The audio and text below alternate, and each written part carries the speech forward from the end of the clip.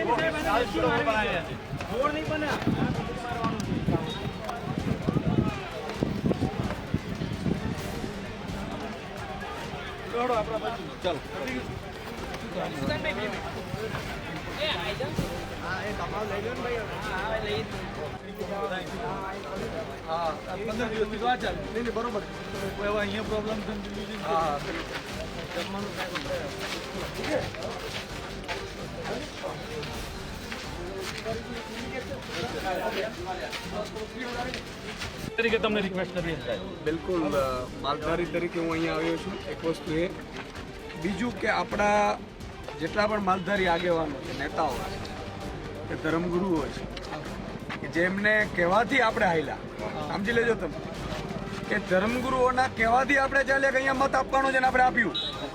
ધર્મગુરુ આજે ભાજપને નથી કહી શકતા.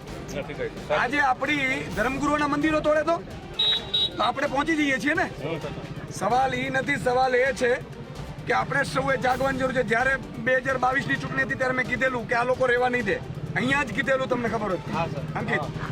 હું આ લોકોની છઠ્ઠીને ઓળખું છું ભાજપ પડાની, સમજી લેજો. અને જિંદગીમાં આપણું કોઈ પણ માલધારીનો દીકરો હોય, મારે ખંભાળિયામાં ત્યાં કેટલાક ધર્મગુરુઓ પહોંચ્યા હતા, ભાઈ ભાજપને મત આપજો. મેં તમે શું કરી આવ્યું છે મને સમજાવો. મતદાન આમાં આપણે લાવવું નથી, રાજકારણ લાવવું નથી, પણ મારો મુદ્દો એ છે કે તમે ઉદ્યોગપતિઓને જો જૂના શરતની નવી શરતમાં કરીને જો આપી શકતા હો. ટોકન ભાડે લાખો ચોરસ મીટર, લાખો ચોરસ બરાબર, વિધાનસભામાં મુદ્દો ઉઠાવવાનો છું, ચિંતા ના કરો. મારું કહેવાનો મતલબ એ છે કે ઉદ્યોગપતિને તમે આપી શકો છો. રાતોરાત કોઈ બીજો ઉદ્યોગપતિ એમ કે મારે અહીંયા ફેક્ટરી નાખવી છે, તમે જે રૂપિયા ટોકન આપી શકો છો. 1952 થી વસાહત છે, તમારા બાપની તાકાત ન હોવી જોઈએ તમે અહીંયા તોડી શકો. આ તો કાયદાની વિરુદ્ધમાં છે. આપણે એમ કહીએ 15 વર્ષ ભાડે મકાન રહીએ તો એ ખાલી કરવા નથી, અધિકાર નથી. આ તો કાયદા પ્રમાણે છે ને. તો ભાજપ સરકારે કાયદા વિરુદ્ધ એક તો કૃત્ય કર્યું છે, કોર્પોરેશને કાયદા વિરુદ્ધ કૃત્ય કર્યું છે. હું તો એમ કહું છું આઈએએસ ઉપર આપણે અને મુખ્યમંત્રી ઉપર આપણે દાવો ઠોકવાનો, એની છઠ્ઠી યાદ કરાવી દેવાની કે તમે આ કરવા શું માંડો છો. તમે રેકોર્ડ બતાવો ને. તમે એમ કહો છો કે 5 વર્ષ પહેલા આમ કર્યું ને બગીચો ગાર્ડન બનાવું. એટલે ભાઈ ગાર્ડન બનાવો, બીજા 500 જગ્યાઓ નથી. તમે મકાન આપી નથી શકતા. પહેલા તમે એવું કીધું 2022 સુધી બધાને મકાન આપી દેશો. તમે આ મકાન છે એ તોડી દોજો. અરે એટલા માટે તોડી દોજો કે માલધારી છે, ગરીબ છે, શ્રમિક છે. એટલે તમારા બાપની તાકાત હોય તો અમિત શાહનું મકાન તોડો જોઈએ. અને એવો કયા, હું એમ કહું છું કે આજે કોર્પોરેશનની એક ડિટેલ કઢાવીશું આપણે કે કેટલા ભાજપના નેતાઓએ ગેરકાયદેસર મકાનો કર્યા છે અને એના તોડાવીશું. જો આ મકાનો ફરીથી બનાવવામાં નહીં આવે તો એના મકાન તોડાવીશું આપણે. તમે કાયદો લો છો ને, આનો કાયદો લો. આ 1952 નો છે. આપણે સુપ્રીમ કોર્ટ સુધી લડવા આપણે તૈયાર છીએ. મારું કહેવાનું છે કાયદા પ્રમાણે થવું જોઈએ. ઠીક છે, કાયદા પ્રમાણે થાય. ભાજપનો એક પણ નેતા સોગંદનામું કે જિંદગીમાં એને ખોટું નથી કર્યું. ભાજપનો એક પણ નેતા એવું કે અમે દબાણ નથી કર્યા. આપણે 500 દબાણો કાઢીશું. મંત્રીઓના દબાણો છે, મારી પાસે લિસ્ટ છે. તો જાઓ અને કમિશનરને કહીશ. કમિશનરને એવું કહેશું આપણે, એવું હશે તો હું આવીશ કે તારામાં ત્રેવડો તો હાલ, હું તને દેખાડું ભાજપના નેતાનું અને તોડ બતાવો. ચાલ કેમ ભાઈ ગરીબ ઉપર તમે ચડી બસો છો? બીજું મારા ધર્મગુરુઓને આપણાને કેવું છે કે આપણા ધર્મગુરુ અહીંયા આવે ને ચાહે નહીં, તમારા કહેવાથી અમે મતદાન કર્યું છે ભાજપને, તમારે અહીંયા ફરીથી મકાન ઊભા કરાવડાવી દેવા પડશે. આ તમારી ફરજ છે. અને તમે જો ભાજપને ન કહી શકતા તો આજથી જાહેરમાં કહો કે ભાજપથી અમે છેડો પાડીએ, પછી અમે બેઠા છીએ ને. ધર્મગુરુઓને હું એમ કહેવા માંગુ છું કે આપણે હિન્દુવાદી છીએ, તમે છો ને અમે છીએ, આપણે બધા તૈયાર. પણ આપણી સમાજને અત્યારે છબી ખરડાઈ રહી છે કે આ લોકો ઉપરથી એવા ઇનપુટ છે કે હિન્દુ મુસ્લિમોને રાખે છે, આ લોકો વિધર્મીઓને રાખે છે સાહેબ. એટલે આ છબી ખરડાય છે, એટલે ધર્મગુરુએ આમાં ઇન્ટરસેપ્ટ કરવું પડશે. અને અમને આ છેલ્લી કક્ષાના અમને તો ઘણી લીધા, અમે આ કઈ રીતનું અમે સહન કરી શકીએ સાહેબ? કેમ કે બે બાજુના છે, બતાવવાના અને ચાવવાના સાહેબ. કેમ કે જે નેતાઓ આક્ષેપ કરી રહ્યા છે ઉપરથી કે ભાઈ આ લોકો મુસ્લિમોને વિધર્મોને અહીં રાખે છે, તો સાહેબ નેતાગીરી ઉચ્ચ કક્ષાની નેતાગીરી સાહેબ. દિલ્હીમાં ઉચ્ચ નેતાઓ જે છે ભાજપના, એ લગભગ વિધર્મીઓના વેવાઈ છે સાહેબ, લગભગ. આ ઓન રેકોર્ડ વાત બધાને ખબર છે, બરાબર છે. તો પછી આ કઈ રીતનું અમે શું હિન્દુ મુસ્લિમ અમે માલધારી ગુજરાતમાં કેટલો હશે છે આપણો? બહુ મોટો સમાજ છે, બરાબર છે. ચારણ, બળવા, રબારી, આહિર આ બહુ મોટો સમાજ છે ગઢવી, બરાબર.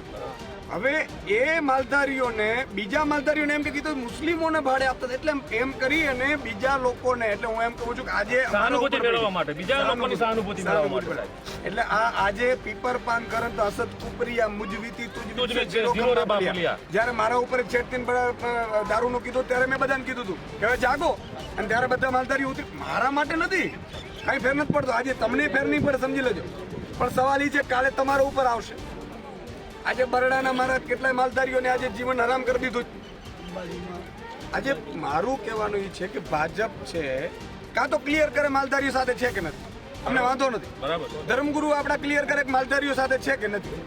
આપણે સહન કરી લેશું જેટલું આવશે. 3 વર્ષ છે ને, જાહેરમાં કહું છું કે આમ આદમી પાર્ટીની સરકાર બનશે ને આ જ અધિકારીઓના બાપથી તાકાત તો અહીંયા જ મકાન ફરીથી બનાવડાવીશું. જાઓ આદત હશે તો બનાવડાવીશું. અને આ જ મુખ્યમંત્રીનું કહું છું તારે જસ લેવો તો ત્યારે લઈ લે, માર નથી જોતો. બરાબર. હું અહીંયા આવીશ પણ નહીં બીજી વાર, મત માંગવા નહીં આવું. ચારણનો દીકરો તો નહીં આવું. બોલો ભૂપેન્દ્ર પટેલમાં તાકાત તો ફરીથી અહીંયા મકાન બનાવડાવીને આપી દે. નહીં તો હું ચેલેન્જ આપું છું કે 27માં સરકાર બનશે, આ જ અધિકારીઓ જેને તોડ્યું છે એને સસ્પેન્ડ કરવામાં આવશે, જેણે કીધું છે એના ઘર પાડવામાં આવશે અને અહીંયા ફરીથી મકાન બનાવવામાં. અને તમે જસ લેવાની તમારી અત્યારે મારી આપણી પાસે સત્તા નથી, આપણે જોતું નથી. જસ લેવાની તાકાત અને પૂરો તમારા સન્માન કરીશું. મુખ્યમંત્રી અહીંથી મકાન બનાવી દે, હું જાહેરમાં મુખ્યમંત્રીનું ઈશુદાન ગઢવી સન્માન કરશું. બરાબર. તમારામાં એક 1952 થી છે યાર, તમે કઈ રીતે તોડી શકો? આ મુદ્દો આપણે વિધાનસભામાં પણ ઉઠાવીશું, એનો જવાબ માંગીશું. સવાલ એ છે કે 3 રીતે આપણે લડવું પડશે. કાયદાકીય લડવું પડશે, એક સામાજિક રીતે લડવું પડશે અને એક રાજકીય પરિપ્રેક્ષમાં લડવું પડશે. આ 3 રાજકીય પરીક્ષા એટલા માટે કે જેટલા પણ આપણે ભાજપના કે કોંગ્રેસના આપના નેતા છે ને બધાને ફોન કરવાના કે તમે કોની જોડે છો ભાઈ, બરાબર છે. આજે રાજ્યસભાનો સાંસદ બનાવી દીધું તમને, એટલે ભાઈ તમારે મૂકી દેવાનું સમાજને, તમે સમાજને વહીવટ કરી લેશો. જેટલા પણ નેતાઓ છે ભાજપ, કોંગ્રેસ, આમ આદમી પાર્ટીના, એને ક્લિયર કરવું પડશે કોની જોડે છે, સમાજ જોડે છે કે દલાલી કરવી. અને આપણો મુદ્દો એ છે કે આજે અહીંયા પાડ્યા, જો અહીંયા મજબૂતાઈથી વિરોધ ન થયો, હું દિલ્હી હતો, મારી પાસે ઘણી વખત આવી ગયા હતા, બરાબર છે. મેં એવું કીધું હતું હું દિલ્હીથી આવતા નથી, હું કાલે જ આવ્યો છું દિલ્હીથી રાત્રે, અને મેં એવું જ કીધું હું કાલે પહોંચું છું. સવાલ અહીંનો એકનો નથી. જો ભાજપ અહીંયા ચાખી ગયું, લોહી ચાખી ગયું ને આપણે ખબર પડી કે આ માલધારીઓ નમાલા છે, તો આ ભાજપ પડાય એક પણ જગ્યાએ માલધારીઓ રહેવા નહીં દે. એ ગીરમાંથી કાઢશે, બરડામાંથી કાઢશે, આપણા અંબાના ધામમાંથી કાઢશે, બધામાંથી કાઢશે. અને આ કોઈ, અને હું જાહેરમાં આજે કહું છું ભાજપ હિન્દુ મુસ્લિમ કરે છે, તમામ મુસ્લિમના મોટા આગેવાનો ભાજપના બુટલેગરો છે, મારે જાહેરમાં કહું છું. અને મોટા બધા નેતાઓ છે એ ભાજપના વેવાઈઓ છે. અત્યાર સુધી તમને ને મને મામૂ રમાડનારી ભાજપ પાર્ટી, આજે સવાલ એ છે કે આજે એક માલધારીનો સમાજનો પડ્યું છે. આપણે સાઇન કેમ્પેન ચલાવવા આખા ગુજરાતમાં. અંકિત, કિરણભાઈ, મહેશભાઈ, તમે બધા કે માલધારીઓ જેટલા પણ છે સોગંદ ખાય, તમામ માલધારીઓ, બરાબર, સોગંદ નામુક કરે કે માલધારીઓ સાથે સરકાર સાથે. એક વખત સાહેબ લાખ સાઇન થઈને અને લાખ લોકોએ નક્કી કર્યું કે હું 100 મત ફેરવી નાખીશ, અહીંયા ફરીથી ભૂપેન્દ્ર પટેલ મકાન બનાવવા આવશે. તાકાત મતદાનની છે. અને તમામ ધર્મગુરુઓને સાહેબ, પણ અમારું સમાજ તો માતા અને દેવીઓને માનનારો સમાજ દસ્તાવેજ નથી કરી. દસ્તાવેજ આપ્યો નથી પણ કદાચ અમે નથી ભર્યા તો અમારી વિશે અને એમાં કદાચ ચક્રવૃદ્ધિ વ્યાજ તમે ગણો, અમે આખું લેટ પડ્યા છે. પણ દસ્તાવેજ કરી આપો ને. જો તમે 1700 વસાહતો વ્યાજ કરી આપતા હોય દિલ્હીમાં, તો અમારે તો 4 વસાહત જ છે, તો અમને કાયદેસર કરી આપો. અને અમે તો જૂના છીએ. જ્યારે ગુજરાત રાજ્ય નહોતું બન્યું ત્યારના છીએ અમે. એટલે આ તો ગેરકાનૂની રીતે કૃત્ય કર્યું છે. આમાં તો હું તો એમ કહું છું, સરકાર, કોર્પોરેશન ને નેતાઓ તમામની મિલીભગત છે ને એના ઉપર FIR થઈ છે. સાહેબ, કિન્નાખોરીથી થયેલું છે. લોકો એમ કહે છે કે એમના નેતાઓ સ્થાનિક હવે વિડીયો બનાવીને બહાર પાડવા માંડ્યા છે કે આ તો ખાલી અમારા કોમન પ્લોટ જ ખોલવાની કારીગરી છે, બીજું કંઈ થયું નથી. સાહેબ, લોકોના રસ્તાની વધારાને મકાન આવતા મકાનમાં બીજો રસ્તો 5મો કાઢેલો છે. સાહેબ, આજુબાજુ મકાન છે, 3 બાજુ રસ્તો છે. એ છોકરો કોંગ્રેસ સાથે જોડાયેલો છે, એની તમારી સાથે આવ્યો. એમને ફરજમાં ઉઠાવવાની કોશિશ કરતો, એનું મકાન પહેલા તોડી નાખ્યું. ઉઠાઈ શકે. હવે એનું જે મકાન હતું 3 બાજુ રસ્તો તો વચ્ચેથી બીજો રસ્તો કાઢીને એનું મકાન તોડી નાખ્યું. તો બી બિચારા એમ કહે છે કે ભલે મારું તોડ્યું પણ બીજાનું ના તોડશો. એમ એ આહુતિ આપવા તૈયાર. તો તમારી કિન્નાખોરી નથી તો બીજું શું છે સાહેબ? આપણે એક કેમ્પેનનો ગ્રુપ બનાવીએ અને એક સાથે 5000 માલધારીઓ લાઈવ થઈએ ફેસબુક ઉપર. આને નાની યાદ કરાવી દેવાની છે. આ ભૂપેન્દ્ર પટેલને ગુજરાત છોડવું પડશે. જેમ વિજય રૂપાણીએ છોડવું પડ્યું હતું ને, એમ ભૂપેન્દ્ર પટેલ પોતે જાતને સમજતા હોય ને, તો એને ભૂપેન્દ્ર પટેલે ખાલી કરવું પડશે. હું ચેલેન્જ આપું છું કે 2027 પહેલા ભૂપેન્દ્ર પટેલને કાઢીશું. અમારી સરકાર અમને જોતી નથી, અમારા નેતાઓ નથી જોતા. એટલે ભૂપેન્દ્રભાઈ, તમે જે પણ હોય તાકાત હોય, તમે જેના કહેવાથી તોડ્યું હોય, આજે એક સાથે આખા ગુજરાતમાંથી અવાજ ઉઠશે. અને તમને જો 2027 પહેલા, કારણ કે જો તમારે બચાવી હોય તો ફરીથી અહીંયા બનાવડાવી દો. હું સન્માન કરીશ, માલધારી સમાજ સન્માન કરશે. આ એંગલ ઉપર આપણે જઈએ છીએ, પ્લાનિંગ કરીએ છીએ આજે. અને હા, ખૂબ ખૂબ આભાર. નાગરિકને આપવા માટે સરકાર હોય છે, નાગરિકને ચૂંટવવા માટે સરકારો નથી હોતી. અને આ ગધેડાઓને ખબર નથી કે એને લૂંટીને રાજ કરે છે. આ કઈ દિલમાં જે કોઈને રાજ નથી કરતા, તમે ડરાવી ધમકાવીને લૂંટીને રાજ કરો. એક દિવસ મુખ્યમંત્રીનું મકાન પાડી દેજો, એની સ્કીમ છે એમાંથી બંધ કરાવી જોઈએ, એના જમાઈનો બનાવે છે બંધ કરાવી દેજો. તમારામાં તાકાત તો એ કરો ને. તમારા જમાઈને તમે લાભ અપાવડાવો છો, તમે સગાવાલાને લાભ અપાવડાવો છો, અને અહીંયા ગરીબોને તમે તોડો છો, આપી શકતા નથી. એટલે કોઈ બુલડોઝર ક્યાંય પણ ફરતું હોય ને હરખાવા જેવું હોતું જ નથી. હરખાય કોણ? મૂર્ખી ના હોય ને હરખાવે. હજી આ ઘણા ગુજરાતમાં તાળીઓ પાડે છે, ઓહો રબારી સમાજના તોડીને. કાલે તમારા તોડશે ભાઈ. અરે સાહેબ, બુલડોઝર ખરેખર જે તમારો વારો આવશે. હે સાહેબ, પીપર પાન કરંત હસત કુપરિયા મુજવીતી તુજવીત સે ધીરો કમ બાપલિયા. ખરું. જે લોકો 400 પાર નો નારો લેતા હતા, અત્યારે હોસ્પિટલમાં જગ્યા નથી. બાપ હમણાં મરી ગયો, હવે રડતો હતો મને કે મારી ભૂલ થઈ ગઈ. બાપ તો વયો ગયો ને હોસ્પિટલ. અરે સાહેબ, બુલડોઝર બી એવી જગ્યાએ ફરે છે જ્યાં આપણા ઓબીસી, એસસી, એસટી પણ તમારા બાપની તાકાત તો આનો ને અદાણીનો ગેરકાયદેસર હું બતાવું. તમારા તાકાત તો આવો અદાણીને પાડીએ આપણે બે. ભૂપેન્દ્ર કાકા આવે, અમિત શાહ આવે, હું આવું. તમારામાં તાકાત તો કમલમ ગેરકાયદેસર છે, પાડો. તમારામાં તાકાત તો 5 કરોડ ચોરસ મીટર ગૌચરની જમીન છે. તમે એક મુદ્દો ઉઠાવડાવો. હવે એક કરો. એક તો તમારો વિપક્ષનો નેતા જેની પાસેથી ડિટેલ કાઢો, બરાબર? હું ભેગો છું. ના ખબર પડે તો મને મળાવો. જેટલા પણ ગેરકાયદેસર ભાજપના નેતા છે ને એના ઘરે જઈને આપણે તોડાવડા, બરાબર છે? પહેલો કેમ્પેન ચલાવો, આપણું તૂટ્યું થાય, તમારે થાય કરી લો. હજી તોડી આપણે નોટિસ મારી અને કે કાલે આ તૂટ્યું નહીં તો અમે બુલડોઝર મારીશું, બરાબર? હું આવીશ બરાબર. બુલડોઝર મારા ખર્ચે રહેશે. એ બધાને કાલે આની મીટિંગ બોલાવડાવો. તમામ માલધારી સમાજના આગેવાનોને ફોન કરીને ઈશ્વરભાઈ એવું કહો, ધર્મગુરુઓ સહિત, કે આવો આપણે મીટિંગ કરવી. અને અહીંયા ફરીથી ભૂપેન્દ્ર પટેલ પાયો નાખે અને કે ભૂપેન્દ્ર પટેલ જાય. બે ભૂપેન્દ્ર પટેલ નહીં ટાર્ગેટ કરવાનું. જગદીશ સર વિશ્વર્ગમાં કોણ છે ભાઈ? આજે અહીંયા ઓઢવમાં 1952 થી રહેતા માલધારીઓ અને ગરીબ લોકોના ઉપર નમાલાનું બુલડોઝર ચાલ્યું છે. આજે નમાલી સરકાર ગરીબો ઉપર બુલડોઝર ચલાવી શકે છે. ભાજપના મોટા નેતાઓએ જે કબજો કર્યો છે એના ઉપર નથી ચાલતા બુલડોઝર, કમલમો ઉપર નથી ચાલતા ગેરકાયદેસર. કેટલાય ઉદ્યોગપતિઓ જમીનો પચાવી પાડી છે, એના ઉપર બુલડોઝર નથી ચાલતા. 5 કરોડ ચોરસ મીટર જમીન ગૌચરની ખાઈ ગયા છે, એના ઉપર બુલડોઝર નથી ચાલતા. નમાલાઓનો બુલડોઝર એ ગરીબો ઉપર ચાલે છે. આજે જયારે હું આવ્યો 1952 થી અહીંયા રહી રહ્યા છે, મુંબઈ રાજ્ય વખતથી રહી રહ્યા છે. ખરેખર તો એને કાયદેસર દસ્તાવેજ બનવા જોઈતા હતા. કોર્ટમાં પણ આ મેટર ગઈ. કોર્ટે પણ એવું કંઈક વસાહત અને કોર્પોરેશન ભેગા મળીને કરે ત્યારે એક દિવસની નોટિસમાં કોઈકના કહેવાથી, કોઈ મુખ્યમંત્રી મંત્રીના કહેવાથી, મેં સાંભળ્યું છે, ખબર નથી, એના કહેવાથી રાતોરાત અહીંયા તોડી દેવામાં આવે એક દિવસમાં મકાનો. એટલી શું ઉતાવળ થઈ પડી?